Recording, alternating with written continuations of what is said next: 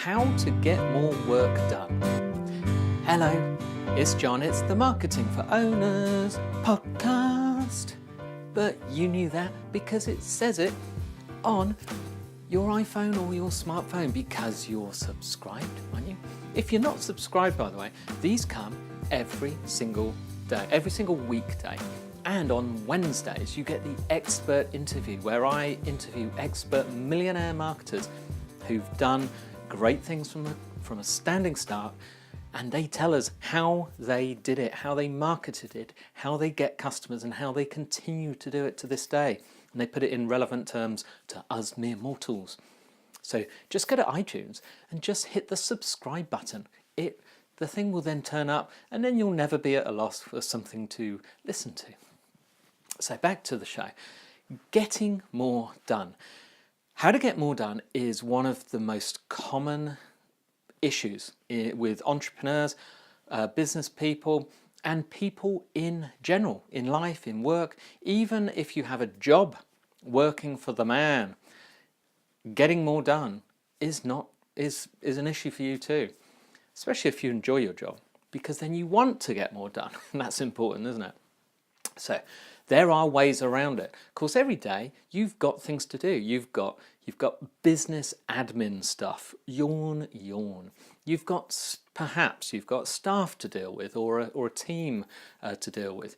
You've probably got marketing responsibilities. If you're listening to this, then yes, you have. You've got to do social media stuff. You've got to do blogging stuff.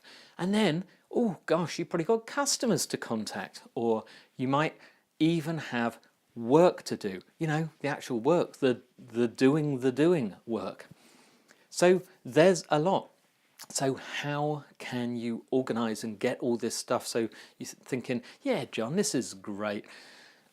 I've got all that to do, and you expect me to be a blogger and to write and to send emails and to send tweets and all this social media and set up a marketing system and all that stuff. When have I got time? Well, let me tell you how to get it done, because it is possible. And this is what the successful people do. They do not chance it by arm. It's not on a whim. Their day is not on a whim. It's not made up. They don't have reams of assistants there to do things. Don't forget, when people do have assistants, the assistants are doing what they've asked them to do. It's their system, it's what they set up. So first of all, it's going to involve some planning. So I'm sorry about that, but not a lot, don't worry. So at the end of the day, say for example, you finish at 5 o'clock. Yeah, I know, you're all laughing. Who finishes at 5 o'clock? But let's just use that as an example. Instead of finishing at 5 o'clock or 5 to 5, finish at 20 to 5. Okay, there's no way, you've been at work all day. There is no way you are super efficient at 10 to 5, 5 to 5. You're done. Unless you've been procrastinating and you haven't done your work earlier, and now you have to quickly do it before 5 o'clock before you go home. That's another story, but that will get solved by this in a retrospective kind of way. So what you do, you finish at 4:40, and firstly, you write down or journal what you have achieved on the day, because there's nothing worse than getting home and someone says, "Oh, what'd you do? Have a good day." "Oh yeah, I've been really busy." "What did you do?" I don't know really." So write down what you did, what you have achieved. There is nothing better than having a record of having achieved things. Now, achieved, you don't have to have some great success. It's not like, today afternoon, 12 o'clock or 1 o'clock I won the lottery, and then after that sold $1 million worth of whatever. Just the things you did, every little bit, everything, so that you can chart that you did something. What I use for this is a free service, a website called iDoneThis.com. Go to that, you can figure it out. There's plenty of other ways. You can look up, there's a 5-minute journal, there's the Freedom Journal from John Lee Dumas, Entrepreneur on Fire. There's many things of recording and journaling and gratitude logs, who you're grateful for, all those things. But anyway, record what you did so you have a sense of achievement. Next, write down the 2 major things that you need to do tomorrow. That if someone said, okay, world's going to end, no, actually that's a bad example, isn't it? Because that's not helping on getting your goals. If someone said, you can only do 2 things today, they have to be the most important things ever, what would they be? Those are the 2 things. They may be awful, but they've got to be done. They have to be things that move you forward.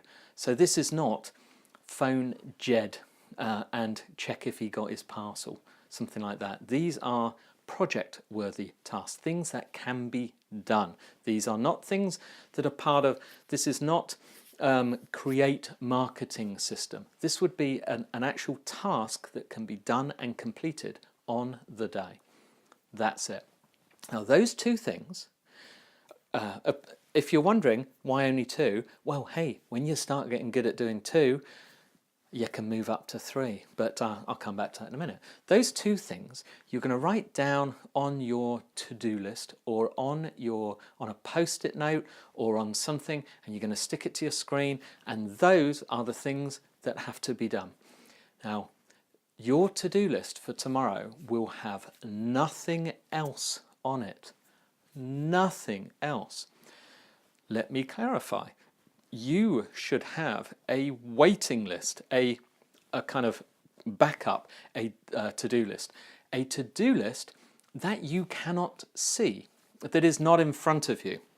Now, I use an online tool called To-Do, which is spelled T-E-U-X-D-E-U-X, like French, to-do, to-do.com, I think it is. Now, it is paid, but it's like, it's called To-Do. I can't remember. It used to be free, and it syncs with your mobile and your iPhone, your iPad, and everything. But very easy to use. But the payment is minimal. I mean, I can't remember what it is. It's like $20 a year or something like that. But it is genuinely really helpful. So hide the rest of your stuff, and when you come in the morning, before you do any emails, do not touch your emails. Right? Let me say that again. Do not touch your emails, okay? Do nothing until those 2 tasks are complete. And the reason you're not going to touch your emails is because people will send you emails asking you to do things, and you're going to feel obliged to do them right now. But however, they may have sent that email 10 minutes ago. You'll feel obliged to do it right now. If I take you back 20 years, yes, yeah, grey hair, etc., you know I'm older, but take you back 20 years, there was no email, there were no mobile phones. Actually, there probably were mobile phones anyway, but I was around when mobile phones were invented, so go back before those. There was no way that someone could contact you for something in demand unless they phoned you. And then if you're busy, the person answering the phone would say, I'm sorry, he's busy at the moment, can I take a message? And if they said, this is life or death urgent, can you get in this message? Then fine. But otherwise it'll be, yeah, no problem. Just here's my number, ask him to ring me back later when he's got time. But now, email, you feel you've got to answer. You haven't. Imagine if you were out. Imagine they sent that on a weekend. You weren't in work. You didn't do work emails till Monday. They'd have to wait. They'd be fine. If it was urgent, they'll ring you. If they don't know your number, it can't be urgent because they don't even know who you are. Get my drift? So that's what you do. Now, once you've done those 2 tasks, you can then do emails or answer emails and social media things and mess about. But allocate a time, say half an hour, even an hour, and do it something like 12 o'clock or 1 o'clock or after lunch, a specific time every day. This will get stuff done. When you've done that, if you do those 2 tasks and they're done halfway through the day, halfway through the morning, go to your to-do list backup and pick something else. One more, pick it off, do it. If you do that, pick another one off. And then at 20 to 5, decide 2 more things. If you manage to get 4 things done on that day, don't get all cocky and go and put 4 on tomorrow. Put 2. if they are becoming easy, they're possibly not things that are worthy of your time. Perhaps you need to think. Now these things that end up on your to-do list will come from you setting goals. Goals of what the company and the business and the future is going to be, and goals for your next 3 months in how you're going to get there, how you're going to get to where you want to be in 1 year, with your 1 year being where you want to be in a year based on your long-term plans. You don't need 2 years, 3 years, 4 years like that. You can have a long-term, 1 year, 3 months, and that's it. Pick 3 major projects to get done in 3 months, and then break down those projects into the important things to get them done. Right? Take a project as being 1 month, so imagine that as 20 working days. You see, you're reverse engineering this, 20 working days.